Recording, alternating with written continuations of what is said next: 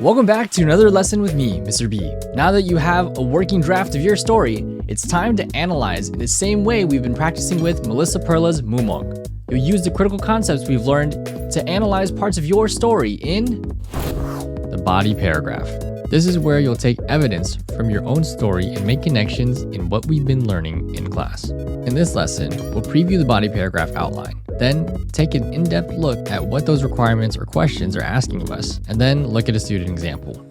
In this outline, you're going to have the opportunity to explain the purpose of your story, and you'll take evidence from your writing to explain how it represents one of the critical concepts we've learned from this unit. As you can see right here, it asks you to use a specific part of your story as evidence and link it to one of these concepts below that we've learned. So let's look at these writing prompts a little deeper. Body paragraph in depth. The in-depth explanation of the elements of a body paragraph. Like I just mentioned, you now have the opportunity to tell us why you chose to write about this story, which would be your purpose. Why did you decide to tell this story? What does it mean to you? And if you feel so inclined to, you can provide any context or background information that would be good for your reader to know. Then, after providing that context, you're going to want to find some evidence from your story. You'll want to provide a specific example from your story that represents a critical concept. Again, which is one of the 4 I's: master counter narrative, I's of resistance, or sub-oppression. And with each piece of evidence that you choose, make sure you properly cite. By now, I would like to think that we're all familiar with proper citation format, but if you forgot, you can take a look at it right here. Parentheses, author's last name, in this case, that's going to be you, and then put the page number. Meaning this citation should have your name on it since it's your story. Analysis. You're going to analyze your own story just as we have with the short stories from Mumok. Explain your thinking.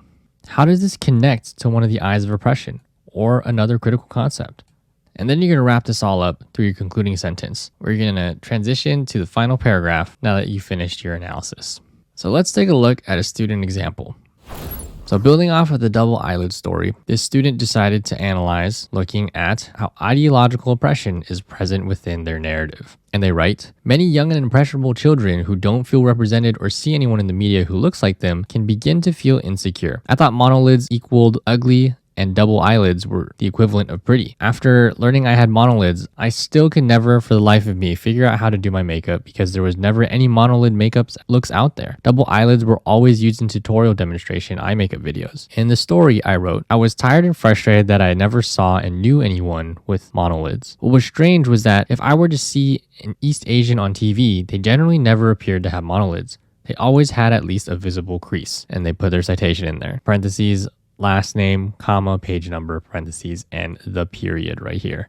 So let's take a pause there. So the author definitely has some form of evidence from their story, and they've definitely chosen one of the I's of oppression to analyze their story with. They also have their citation here and properly set up quote over here with the proper punctuation and the proper quotation marks. They even put the punctuation at the end right there. And following that piece of evidence, they have their minimum 2 sentences of analysis. Now, I'm not saying that all of them have to have monolids, but you'd think that knowing it is the most common in East Asians, you'd see them in beauty advertisements and anything else makeup related. Even though there are East Asians you'll see in the media, which is already adding more diversity, all of them have double eyelids, then I think it is further perpetuating that double eyelids are the prettiest and the beauty standard. This leads to institutionalized oppression because our society is telling and showing us these images which have created the beauty standard. So this student decided to throw in one more eye of oppression at the end, which is totally fine. You can use more than one concept to analyze various parts of your story. This student also drew some really great connections in their analysis, talking about how the media perpetuates the beauty standard of double eyelids being what is most desired. So if we take a look back at what makes up a body paragraph, the student definitely explained the purpose and their analysis in 2 different places, where they looked at talking about double beauty standards and how it has affected them as an individual. They provided some context before they gave their evidence